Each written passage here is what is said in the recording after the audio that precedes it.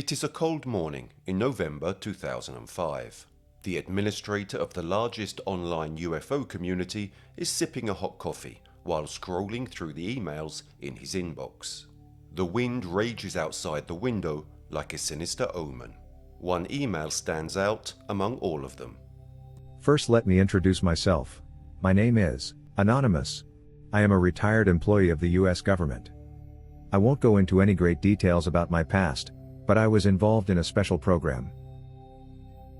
The gobsmacked administrator appears naively curious, unaware that he is looking at highly classified information from all US government bodies, containing the truth about the last 50 years of American history, such as the events following the disastrous Roswell crash, events that would have led the US government to make a deal with extraterrestrials in an unthinkable interplanetary exchange program.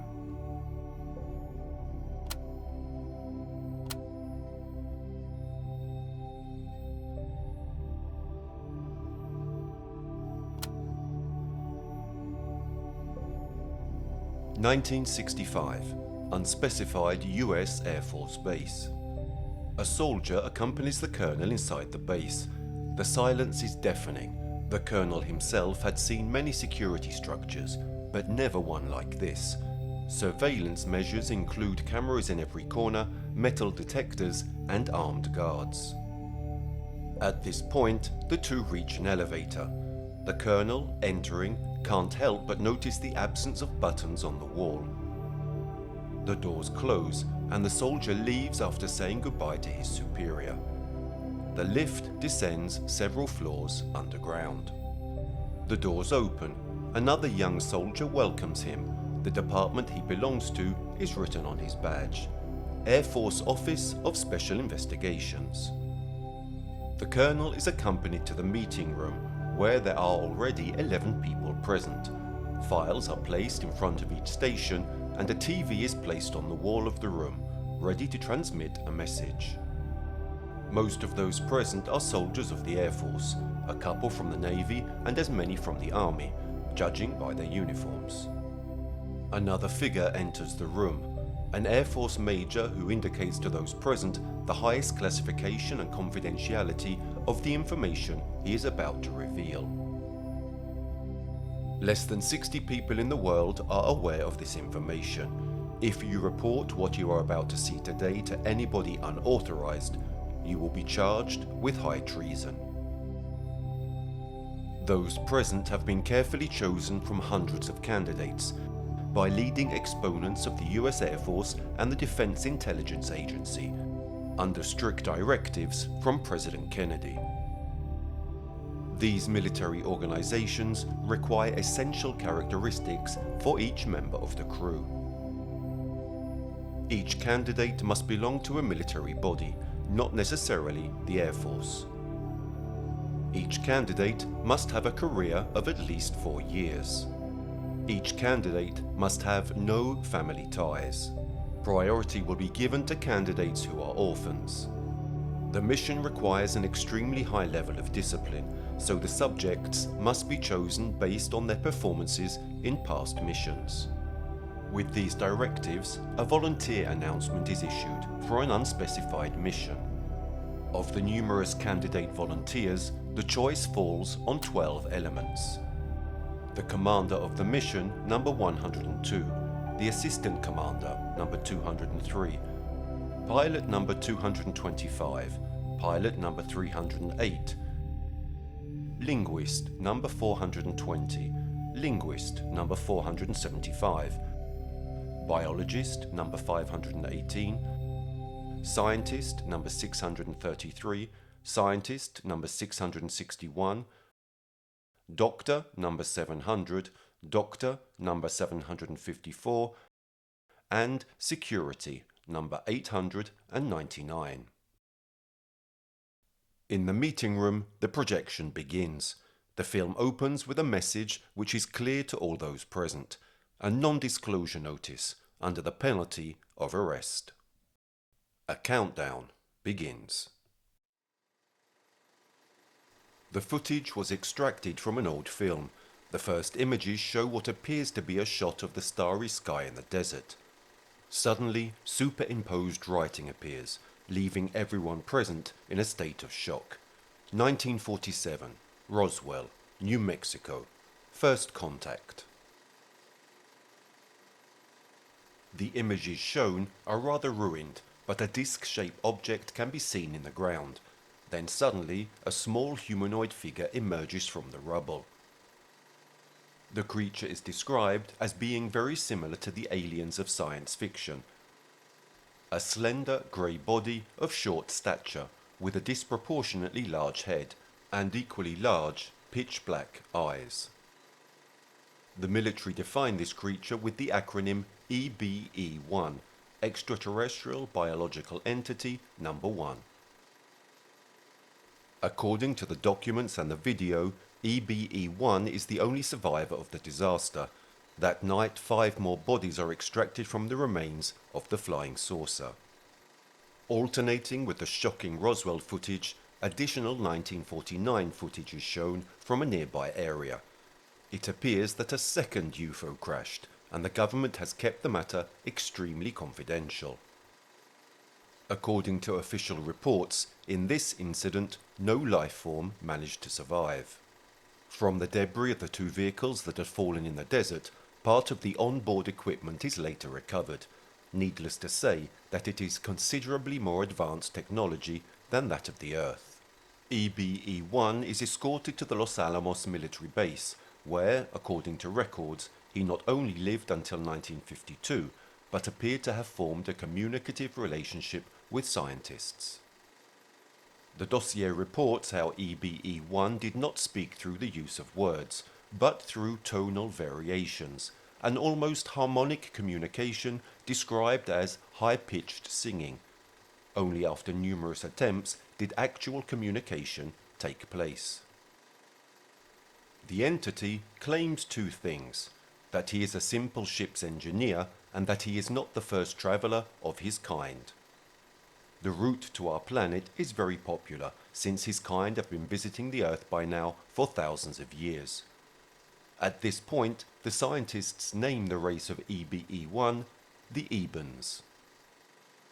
EBE-1 explains that among the debris that they have recovered, there is also a precious communication device, and the 2 sides come to an agreement. The entity provides humans with technology and knowledge in exchange for the means to repair the device and recontact his kind. EBE-1 tries to contact its home planet multiple times, but each time with unsuccessful results. Reports refer to the mysterious planet as Serpo, located in the constellation Zeta Reticuli, approximately 40 light-years from Earth.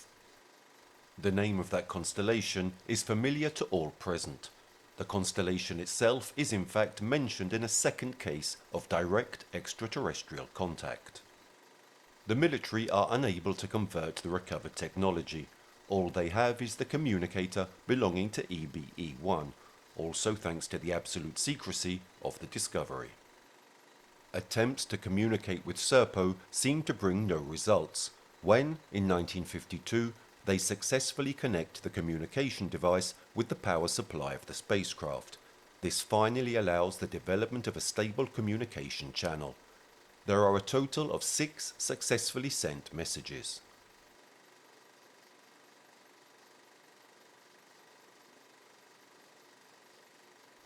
The answers received are fully understandable only to EBE-1 and partially translated by him. None of the messages received refers to the exchange program, but only to directives for rescue and for the date of the meeting between Earthlings and the Ebens. Unfortunately, EBE-1 dies in the summer of 1952, and from that day communications with Serpo cease, until 3 years later. The scientists persist in trying to establish a peaceful relationship for a visit to Earth by the Ebens. It turns out that the desire for a new visit and the establishment of a diplomatic relationship is mutual, above all because the people of Zeta Reticuli have expressed their willingness to recover the remains of their fallen comrades. The meeting would take place in great secrecy, away from prying eyes, at the White Sands Missile Range in New Mexico on the 24th of April, 1964. What the Major says to those present in the room may seem strange and excessive, but it is the practice for missions of absolute secrecy. Each participant in the mission would no longer be traceable from any registers. His or her identity would be dissolved and replaced with a 3-digit number. The registry and bank records would have been censored, making the participants real ghosts. This operation is named Sheep Dip. They have just officially become members of Project Crystal Knight.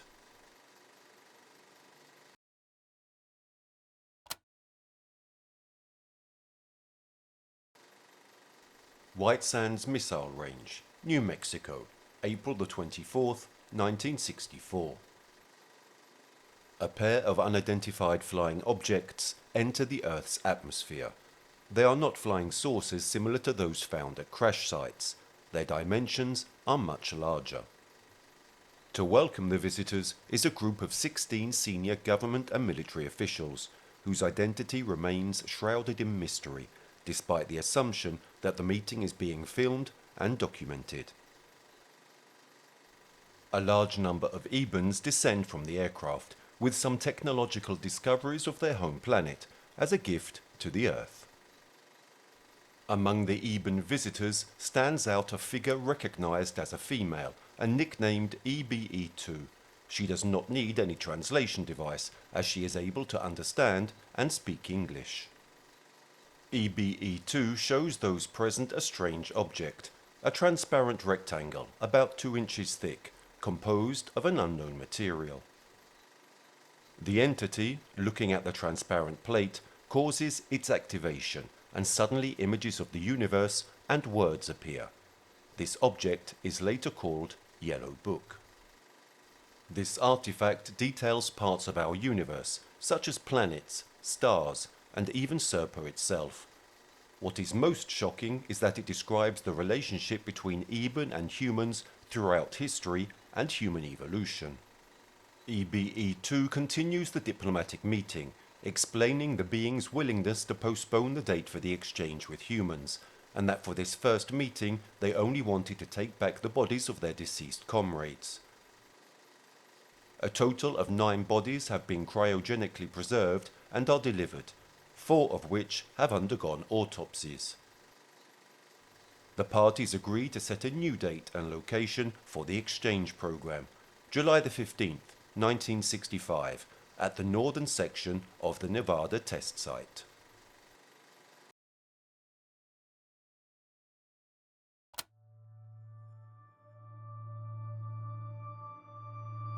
Each member of the team, in addition to having to participate in numerous medical tests, must face the positive attitude test, a very common psychological examination for both pilots and Special Forces personnel. The team must endure extreme psychological and physical training. During one test, each member is locked up in a 5 by 7 foot box, buried 7 feet underground for 5 days with only food and water, no contact with anyone else, and in total darkness. During this training period, the team also participates in numerous theoretical lessons and study sessions on known information about Ebens, such as their anatomy and their language. Other theoretical lessons concern the introduction to stellar exploration and astronomy, the identification of stars through technological means, and the study of basic astrophysics. Anonymous reports that among these notions there are also basic instructions to allow a pilot to fly smaller Eben ships, such as those that crashed in New Mexico. The training sessions are diversified to try to make the team as multifaceted as possible, in order to prepare the team for the eventuality that someone could take on somebody else's role in the event of the death of a member of the team, or an eventual mutiny. These circumstances lead the team to get to know each other better and go so far as to give each other nicknames to use in less formal situations. Anonymous reports only 5 of the 12 in total. Number 102 is nicknamed Skipper. The doctors numbers 700 and 754 become Doc 1 and Doc 2.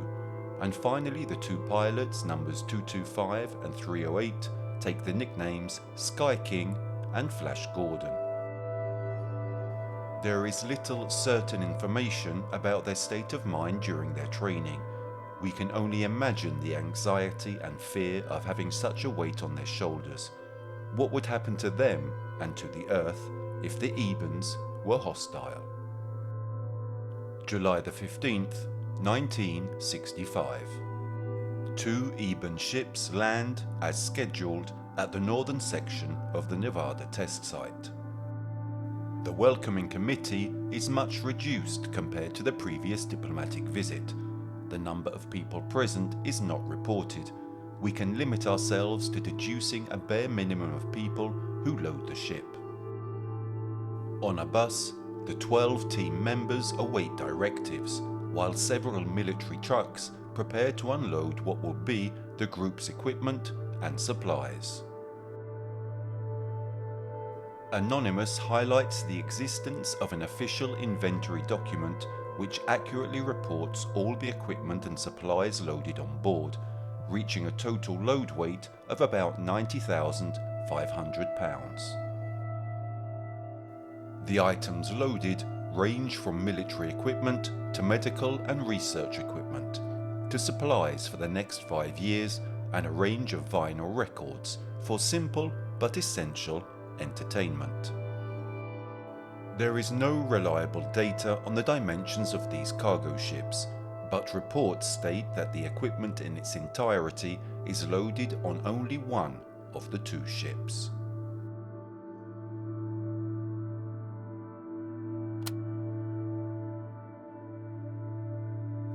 We are ready.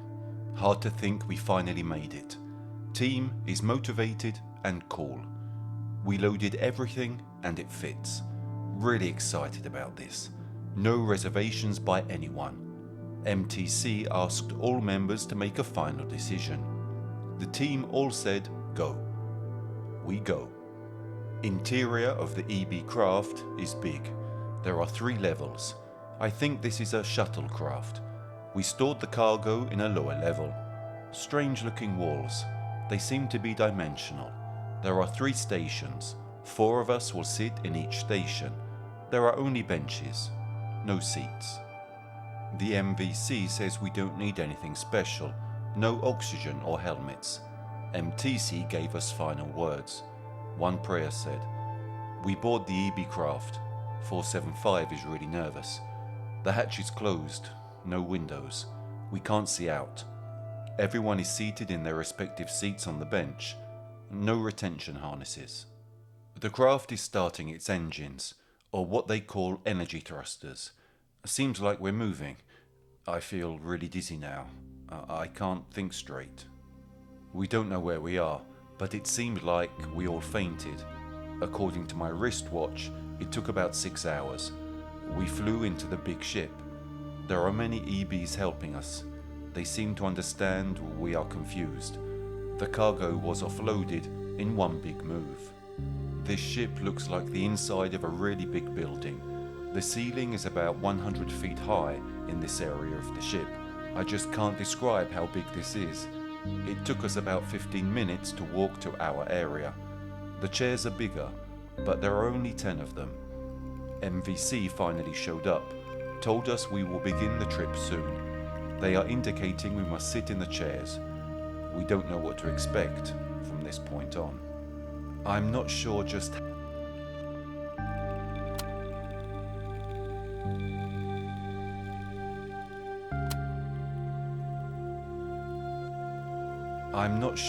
how long we were in the containers. We sat in the chairs and a clear container was placed over us and the chair. We were isolated in this bubble or sphere. We could breathe okay and could see out, but we really felt dizzy and confused. I think I fell asleep or fainted. I think this is another day. but my watch says 1 hour since we sat. 899 figured out how to get out because he is standing up. He opened my sphere. Not sure if we should be out of this thing. 899 and myself are walking around this room. Originally, we were told it would take about 270 of our days. Okay, EB came in and pointed to the chairs. I guess we need to go back and get into them. The pioneering interplanetary journey, with an expected duration of 39 light years, according to data reported by Anonymous, would have lasted only 270 Earth days. Thus, through calculation, it would mean an average cruising speed of 40 times the speed of light. The Ebens must have developed a technology capable of travelling through the fourth dimension, time, exploiting what we know as wormholes.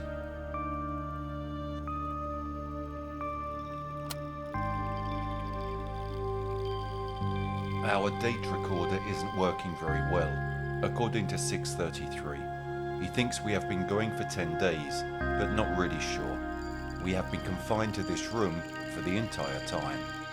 We relieve ourselves in some sort of small metal containers that are emptied by the EB every now and then. EB brings us food, their food. We tried it and it tastes like paper.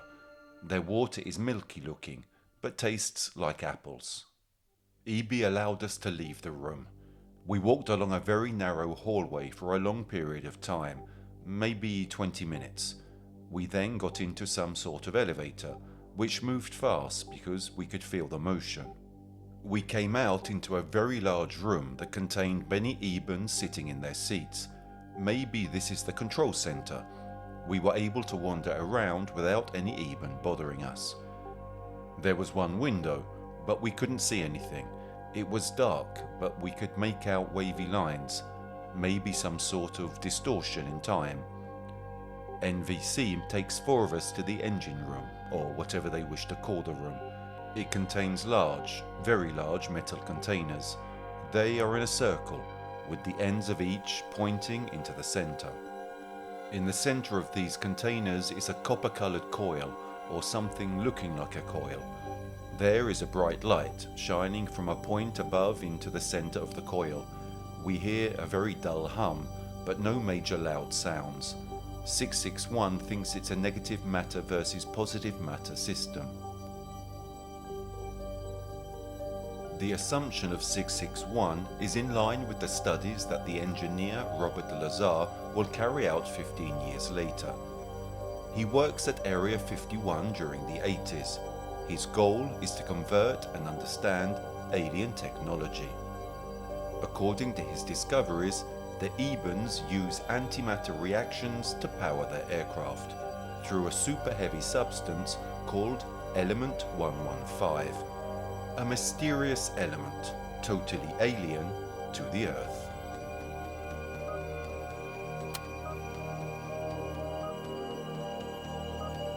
I am awake again. Ebens are in the room. I climbed out of my bowl. The English-speaking Eben sees me, and I asked him if everyone in my crew was alright. He doesn't understand alright. I point to the crew. I say 11. Where is number 12? EB then points to a bowl that is empty and says, Earthman is not living. My crew is walking around in a state of confusion. What is wrong with them? EB replied, space sick, but will not be sick soon. Told 203 to round up all crew. Found 308 missing. He was in a bowl, something like a coffin. EB cautioned us not to take 308 out. 899 wants to arm himself with a handgun. I said no, we don't need guns. No Ebens have been hostile towards us. EB came in, told us the journey almost over, led us to the hallway.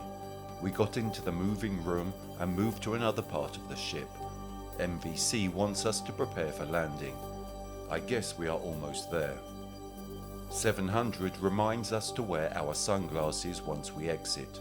We pack up and walk down a long hallway. We travel for 1 minute. Then a door opened. We are in a large room with many smaller spaceships, stored there with our gear. Suddenly a large door opens. Bright light.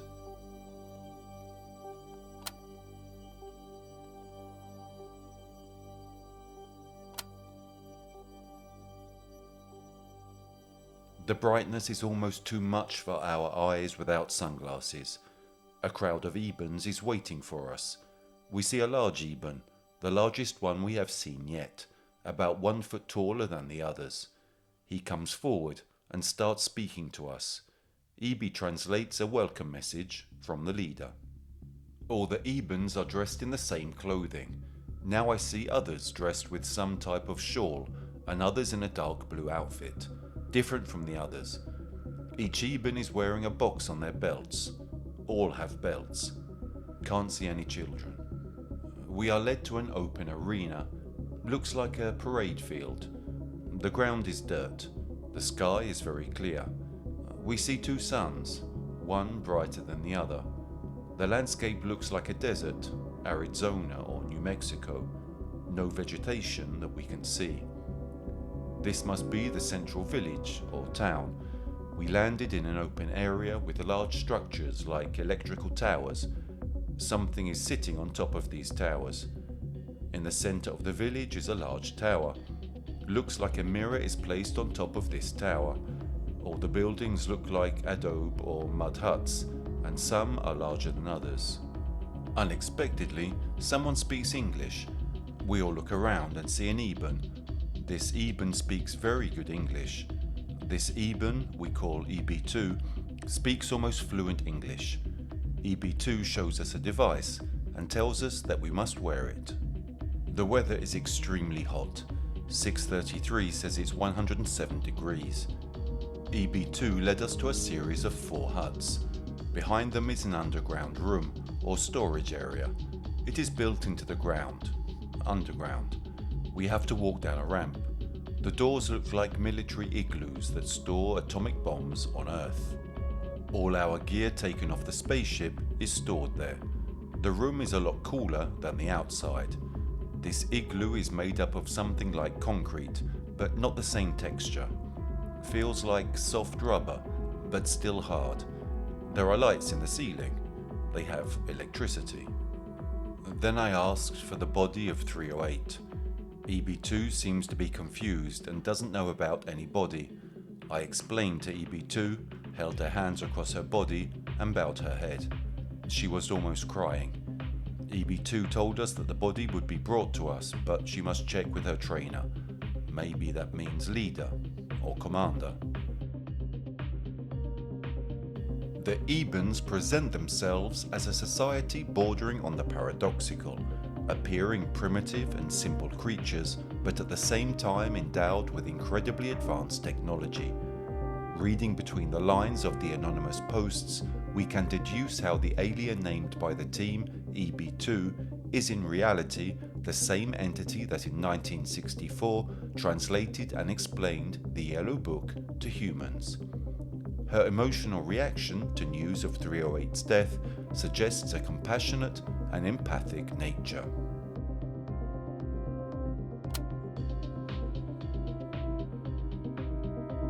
During our first night, she seemed to make sure everything was just right for us.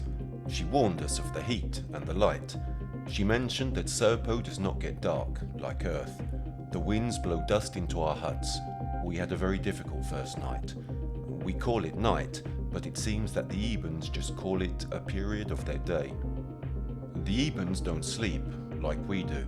They seem to rest for periods of time and then wake and go about their business, whatever that may be. When we awoke, EB2 was there, outside our hut, and told us to follow her to the eating place. She didn't use the word dining hall. There was food on the tables.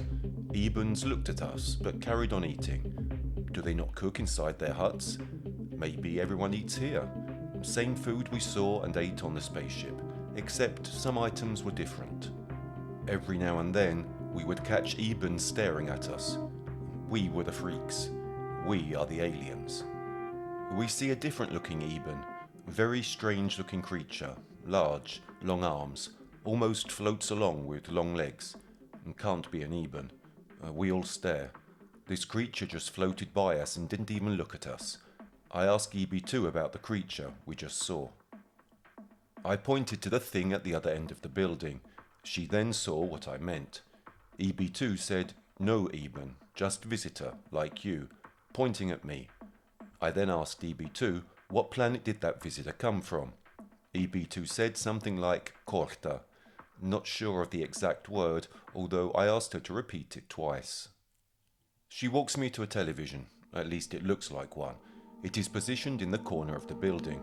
She places her finger on the glass and a star system appears. She points to a spot and says Korta. Where is Earth?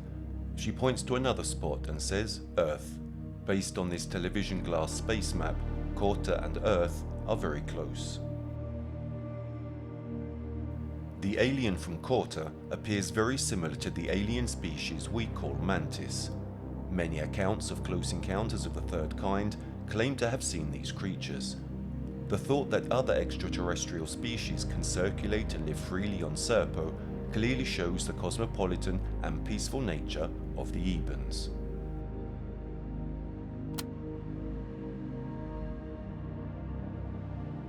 We have to explore. That is why we were sent. We started walking around. 475 will take photographs with our military cameras. I teamed up with 225. We found a large tower. We saw this when we first arrived yesterday. We move on into the building. Can't find any stairs, but we see some type of round glass room. Then we hear English. We turn around and find EB2 standing there. Where did she come from? I asked her if we could explore this building. She said yes, and then pointed at the glass room and said, "Go up." We enter the glass room. The door closes. In no time, we are at the top of the building. She points to the sun, and then points to the top of the room, where the mirror is located, and then points to the ground. The tower is in the middle of a circle on the ground. In each quadrant of the circle is a symbol. Maybe this isn't a mirror as we know it, since the sunlight travels through it, but once the sunlight travels through it, the light is directed on a symbol within the circle. 225 seems to think it is a sundial. When the sun strikes a symbol, the Ebens change what they are doing and do something else. Maybe the Eben day is structured. The Eben society is extremely disciplined and equally intelligent. According to IQ tests carried out by team members on a sample of Ebens, their average IQ is 165. It is strange to think how such an advanced species submits to such a strict regime. The Ebens, however intelligent and advanced, do not show any kind of individuality and creativity, limiting themselves to following a routine for the rest of their lives. This detail could represent potential proof that creativity and intelligence are not closely linked. Clearly, all this for their society is nothing more than the most absolute normality. Annihilating life for a terrestrial, for them, is trivially normal. It is estimated that Serpo hosts only 650,000 Ebens, divided into small communities. Each of them resides in a village with a clock tower, as described in the diary. We could associate them with our neighborhoods, built around large factories and created specifically to house workers. Imagine applying this concept on a global scale. Each community has a specific function, but all share the same routine following the time marked by the clock tower. Furthermore, the Eben society is structured like that of our ancient civilizations, where only religious and political officials were taught practices such as writing. Engineers have a monopoly on the study of physics and mechanics for interplanetary travel, while other elite circles, such as doctors, have a monopoly on the study of science and biology. On the one hand, we have the average Eben who simply carries out the task assigned to him. On the other, a niche of Ebens who are eagerly jealous of information. It is reported that in the Eben society there are no entertainment devices similar to our televisions or radios. Every citizen has only that strange box positioned on their belt. The sociological research of the team is reported in a rather exhaustive way. Serpo is managed in every aspect by a council of governors. But despite this, there is no defined form of government. The testimonies also report that there was no crime, but a military force without weapons, equipped only with uniforms. The small communities of Serpo appear to be satellites of a capital community, which acts as the hub of industrialization. Serpo does not have a trading currency. Each villager's actions are controlled by the device on their belts. Skipper's diary also perfectly describes the structure of the Eben houses and the family nucleus. Each house is built in an unknown material similar to both wood and metal. Each house is the same as the others, internally and externally. The houses have 4 rooms. A bedroom furnished with mats for the whole family, a room for preparing food, so it can be deduced that not all Ebens go to the canteen, a small room for waste collection, and the largest room in the house, comparable to a living room, which Anonymous called the family room. The Eben family is structured in a very simple way. Each male EB has a female partner. The couple is allowed to reproduce in a limited way. Skipper and the rest of the team have never met families larger than 4 individuals.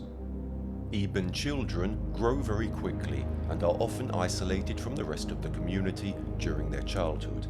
As their development progresses, aptitude and skills are analysed to then direct them towards the most suitable job for them on the basis of what they have learned.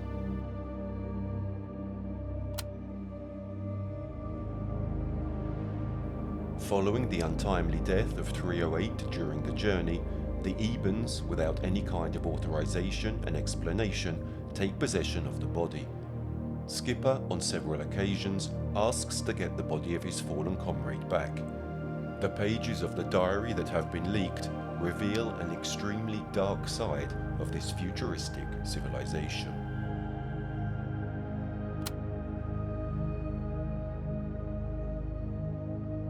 The leader seems larger and more aggressive than the others. He seems to be the boss, similar to me as the team commander. His voice, although after all this time I still can't understand any words, is harsh and with a tone that is different from the rest. 203 claims the leader has an attitude. The leader has requested many things from us, most of which we have provided. One strange thing is our blood. He wanted all of us to supply a blood sample. EB2 explained that the blood was necessary for them to supply any medicine to us if we should ever need it.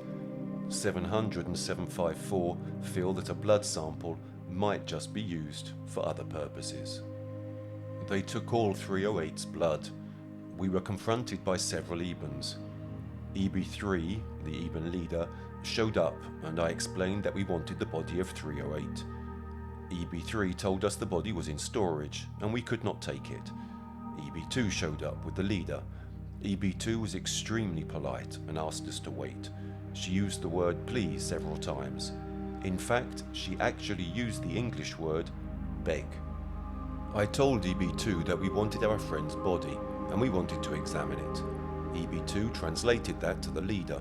There was a long exchange of words between the two. Finally, EB2, who seemed very frustrated, told us that the leader would like us to go to another location and speak with another Eben, a doctor, about the body of 308. About 20 minutes later, 3 Ebens showed up. One of the Ebens identified himself as a doctor and spoke very good English. This doctor had a strange sounding voice, almost like a human's voice without a high-pitched accent. He told us that the scientists have done experiments with 308's body because they considered it an honor to have such a specimen to work with. The doctor told us they have used 308's body to create a type of cloned human being. I demanded to see the body. The doctor explained that the body was gone and that all the blood and organs were taken out and used to clone other beings. The use of the word beings really scared me and the others. The doctor, who was extremely straightforward, told me that nothing further would happen with the body, but advised me that very little was left of the body. Myself, 633 and 700 were escorted by EB2 to the laboratory facility. The building looked like a large single-story windowless school. We arrived in a room with white walls. We met our English-speaking doctor.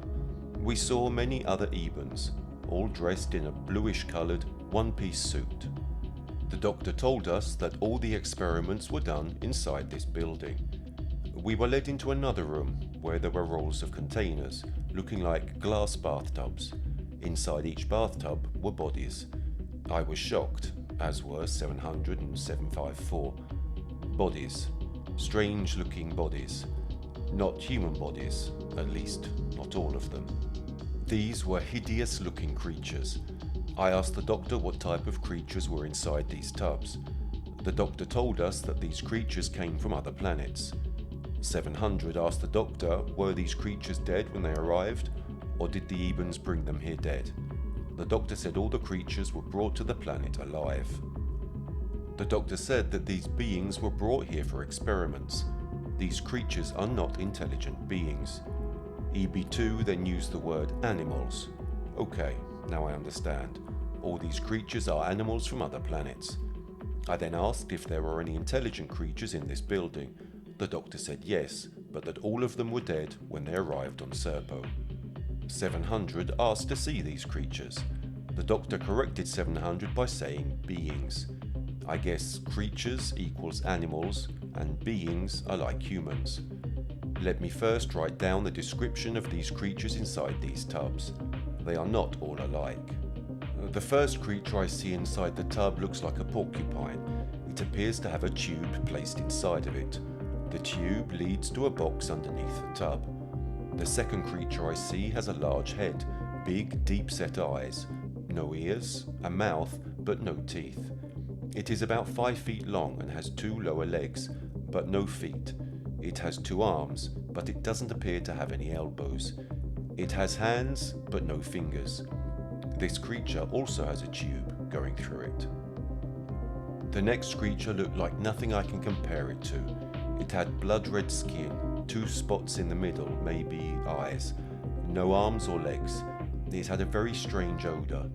The skin appeared to be blotchy with scales, maybe like a fish. The next creature was human-like, but the skin was white, not skin white, the colour white. The skin was wrinkled. The head was large, with 2 eyes, 2 ears and a mouth. The neck was very small. The head almost looked as if it sat on the lower torso.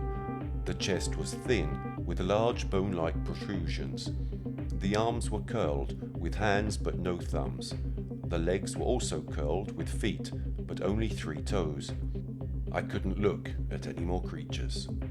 We came into a room that looked like a hospital room. There were many Eben-styled beds. In each bed was a living being, as the doctor called it.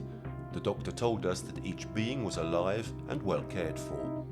700 asked the doctor if these beings were ill or sick. EB2 had to translate that, but the doctor said no, they are being lived. The 3 of us seemed really stunned by that word. I asked EB2 what the doctor meant. EB2 then used the word grown. 754 asked the doctor if these beings were being grown like a plant. The doctor said, yes, that is a good comparison. 700 asked the doctor how they are grown. The doctor said that certain parts of other beings were used to grow these beings, and that he could not explain the process in English because he didn't know the words. The Ebens must have found a way to grow cells and to make them into living beings. I then asked the doctor if 308's body was used to create a being. The doctor said yes, and showed us the being. I was shocked, as was 700 and 754. This being, with our teammates' blood and cells, looked like a large Eben, but the hands and legs were similar to humans. I told the doctor that we would like to leave. EB2 saw that I was upset and touched my hand. Instantly, I felt concerned. EB2 was really concerned about what I saw. We travelled outside this building, a building that I did not wish to see again. The Ebens are not the humane civilization we thought they were, but I must say they didn't hide anything. The doctor spoke straight to us, just like the Ebens. They don't know how to lie.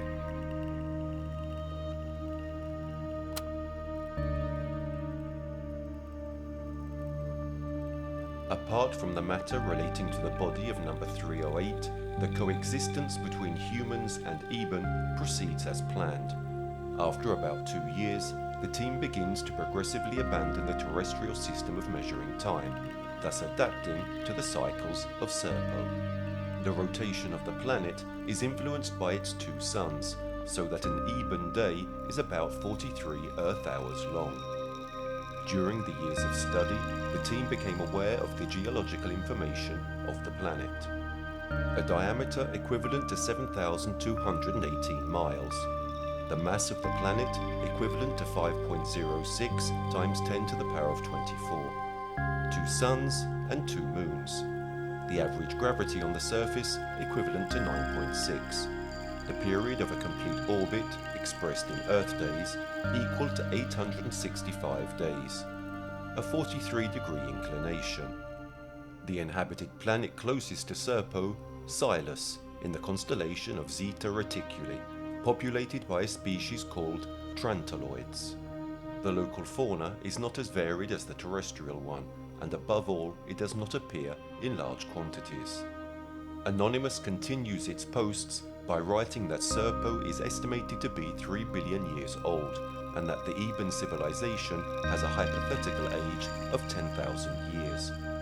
The Ebens do not appear to be an indigenous civilization of the planet.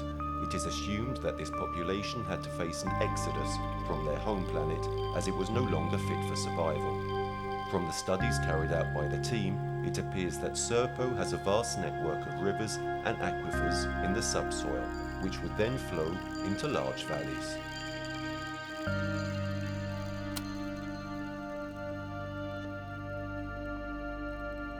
Our team contained 2 geologists, cross-trained as biologists. The first thing they did was map the entire planet, dividing it in half, thus creating an equator. Then they established a northern hemisphere and a southern hemisphere. Within each hemisphere, they created 4 quadrants. Finally, they established the north and south poles. Most of the Eben communities were placed along the equator. However, there were some communities established north of the equator in each of the 4 quadrants in the northern hemisphere. There were no communities located in either of the poles. Going further north from the South Pole in Quadrant 1, the team found extrusive rocks. This indicated some volcanic activity in the area. Our team found numerous volcanoes in this area. The team found several fissure eruptions in this region, with standing water. The water was tested and contained high levels of sulfur, zinc, copper, and other unknown chemicals. Moving east to Quadrant 2, the team found basically the same volcanic fields of rocks. However, in one particular location near the north end of Quadrant 2, the team found an alkali flat. On Earth, these were formed by streams flowing into a desert or arid location. Our team found hard mud covered by alkaline salts. Some vegetation was growing in this area. In the third quadrant, the team found a form of badlands, an arid region that is lined with deep gullies with sparse vegetation. The gullies or valleys were extremely deep, some going down 3,000 feet. The team found the first Serpo animal in this region. It looked like an armadillo. This creature was extremely hostile and tried to attack us several times. The Eben guide used some type of sound device, a sonic-directed sound beam, to scare away the creatures. Moving to the equatorial region, our team found desert-style landscapes, which contained patches of vegetation. The team found numerous pockets of water fed to the ground by artesian wells. This water was the freshest, containing only the unknown chemicals. It tasted good, and the Ebens drank and used it. Our team still boiled it, because during culture tests, unknown types of bacteria were detected. Moving to the northern hemisphere, the team found a major change in climate and landscape. One team member, who had coined it Quadrant 1 in the northern hemisphere, named it Little Montana. The team found trees similar to the evergreen style of Earth trees. These trees were milked by the Ebens. Skipper's diary goes on to tell how in this period each member of the team falls ill in a non-serious form at least once. In particular, he mentions number 754.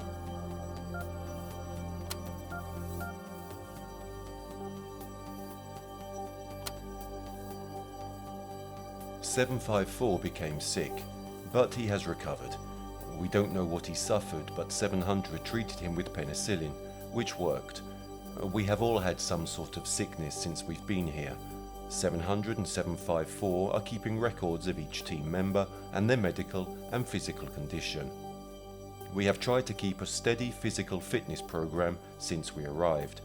Everyone is in pretty good shape, at least physically. Mentally, that might be another story. Some team members miss Earth, as I do, but no team member has broken down or has needed any type of psychological help. The first death to occur on the alien planet happened suddenly, leaving all members of the team shocked.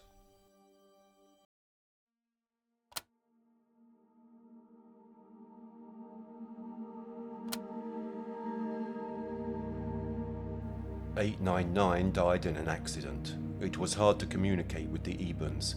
He died instantly, therefore no medical care was provided. Our two doctors examined 899's body and determined the injuries were consistent with an accidental fall. The Ebens showed affection to our team. During the last work period, the Ebens had a ceremony for the dead team member, the same ceremony used when an Eben died. Our team held their own service, attended by the Ebens. Our team was eternally grateful for Eben's caring attitude for our dead friend." The second death of a team member occurs relatively shortly after the events just described. Doc 2, number 754, died of pneumonia after a period of illness and physical infirmity. The team learns that the Ebens also have religious rituals and functions. All Ebens attend a daily religious ritual at the same time each day. The most alarming factor of this practice is that according to studies reported, on the entire planet there is only one religion with a single interpretation. Death in the Eben culture is nothing more than the liberation of the soul from a physical container, therefore considered a reason for jubilation. After an unspecified period, the team decides to move north, where the climate is milder, in order to continue their stay in peace. The Ebens not only accommodate the demand, but build a small community dedicated to the team.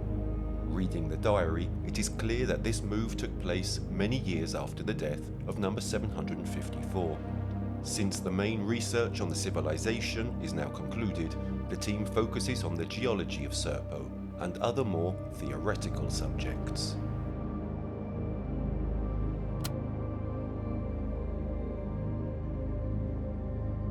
As we travelled towards the North Pole, the temperature cooled considerably. We found mountains rising to an elevation of 15,000 feet and valleys that sank below the basic mark that we established for sea level. Lush green fields were found, containing a form of grass, but contained bulbs. The radiation levels were lower in the northern hemisphere than at the equator. The North Pole contained cold weather, and the team saw the first sign of snow. Blankets of snow littered the landscape around the North Pole. The Ebens could not stand to be in this region for long. They suffered extreme hypothermia. Our guide wore a suit, similar to a spacesuit, with a built-in heater. We found a strange animal, which looked like a large ox. The animal was timid and never seemed to be hostile. Another animal looked like a mountain lion, but had long fur around the neck. This animal was curious, but was not considered hostile by the Ebens. During the exploration of Quadrant 4 of the Southern Hemisphere, we found a very long and large creature that appeared to be a snake. This creature was deadly, as explained by the Ebens. The head of the creature was large and contained almost human-like eyes. This was the only time we used our weapons to kill something. The internal organs were strange and nothing similar to an Earth-style snake. The creature measured 15 feet long and 1.5 feet in diameter. We were curious about the eyes. They contained an iris, and the back contained a large nerve, similar to the optic nerve feeding into the creature's brain. The brain was large, much larger than any Earth-based snake. Some of us wanted to eat the meat from the creature, but the Eben guides politely told them no. The bodies of water on Serpo did not contain fish, as we know them.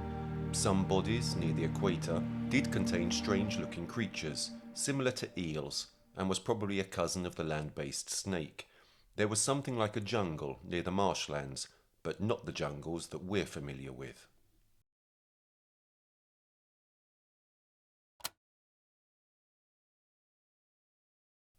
Due to the different method of measuring time, the team returns to Earth after 13 years of stay on Serpo, and not 10, as pre-established.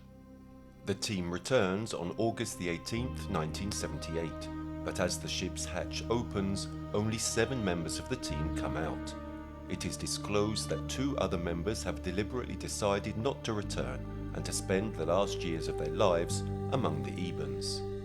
That day, America buries 3 coffins, only 2 of which are full. 3 lives, 3 people who have decided to devote their existence to progress and research. 3 individuals who have given up their identity to chase the stars.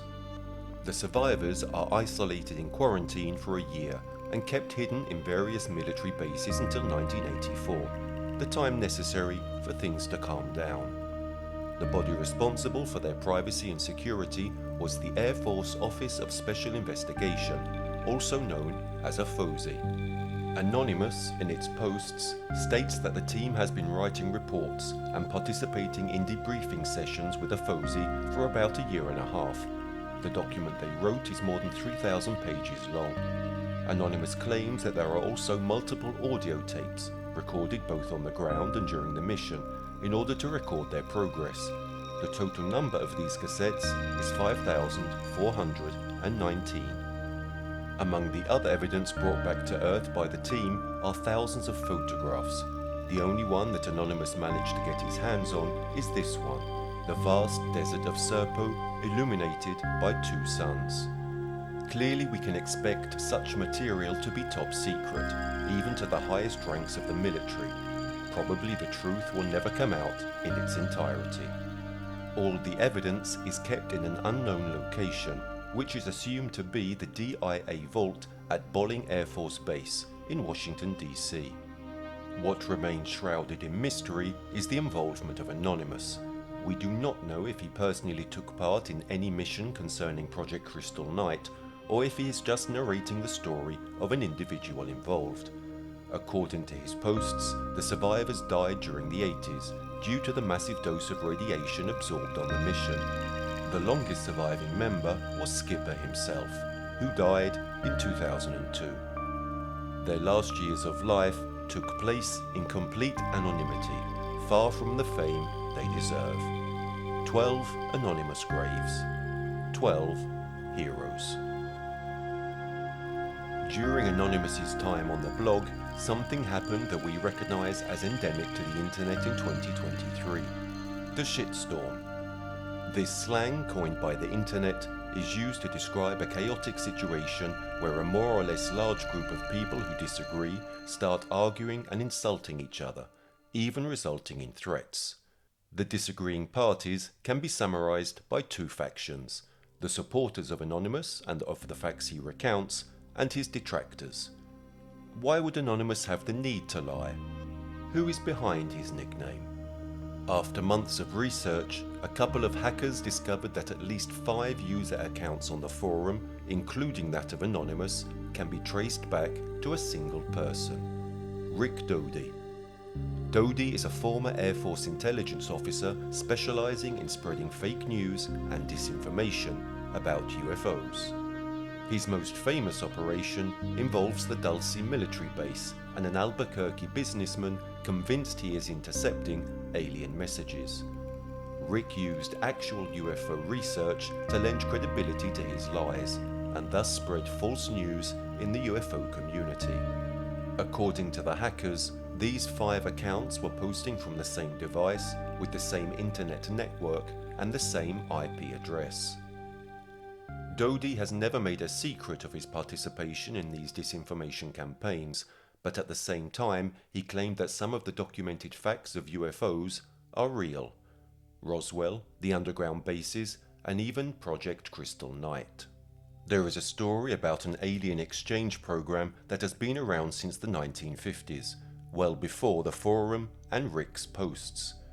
In the midst of the shitstorm, a user named Chapman claims to be a member of the British Ministry of Defence and insinuates that he himself has seen documents relating to Serpo. The files exist, but the events reported by Anonymous do not. Chapman reveals how the origins of the story of Serpo must be attributed to the sci-fi author Alice Bradley Sheldon. Alice worked for military intelligence with the rank of major during the Second World War. After the war, she joined the CIA. During the 60s, the Soviets terrorized the world, convincing it that they had weapons of mass destruction hidden in American territory, which could be activated by undercover and sleeper agents. Project Serpo was created as a counter-offensive to these allegations. The CIA and the US government needed to scare the Soviets into believing they possessed advanced technology and had contact with extraterrestrial entities. It didn't take long for the KGB to become suspicious and doubtful. Serpo's story went from being a security measure to a sci-fi fairy tale, only to end up on the back burner. It has only resurfaced thanks to Dodi's disinformation campaign, with the aim of clogging up the UFO community with ever more bizarre and outlandish stories to destroy and ridicule it from within. However, Dodi has often changed sides over the years. He has gone from misinformation to a firm supporter of UFOs, to the point of attending conventions. What if Rick had told the truth? What reason would he have had to create those fake profiles? Dodi's story began with a simple plot, but slowly, post after post, it became more and more elaborate and unrealistic, clogging the site with far-fetched information. We are not aware of any real, tangible evidence of Project Crystal Night and Serpo, but at the same time we have no hard evidence that can demolish it other than assumptions. Over the years, multiple whistleblowers, former government employees, have come forward in favour of the veracity of this story. Even Barney and Betty Hill, victims of the most famous documented alien abduction, support Serpo, since the aliens who abducted them were from Zeta Reticuli. Is everybody lying? Is everybody hungry for that famous 15 minutes of fame? Or is there a grain of truth? The next time you look at the night sky, remember that in our galaxy alone there are about 300 billion stars, including at least 5 billion solar systems similar to ours. Perhaps not all of them have a planet suitable for the development of organic organisms placed at the right distance from its own sun. It is therefore calculated that of these 5 billion, at least 10 million could have these characteristics, and among these 10, at least 1,000 could have seen the development of a bacterial life form which, in the worst case scenario, on at least 50 planets, could have evolved into a multicellular life form and intelligent organisms. From this it has been calculated that in the worst case, the possibility that technologically advanced civilizations and alien multicellular organisms exist in our galaxy is equivalent to about 0.1%. This doesn't seem much, but if multiplied by the approximately 500 billion galaxies that are estimated to exist, it becomes, in the most pessimistic hypothesis, 50,000. 50,000 technologically advanced civilizations currently exist in the universe. The next time you look at the night sky, observing the celestial bodies, remember that they could be looking back at you too.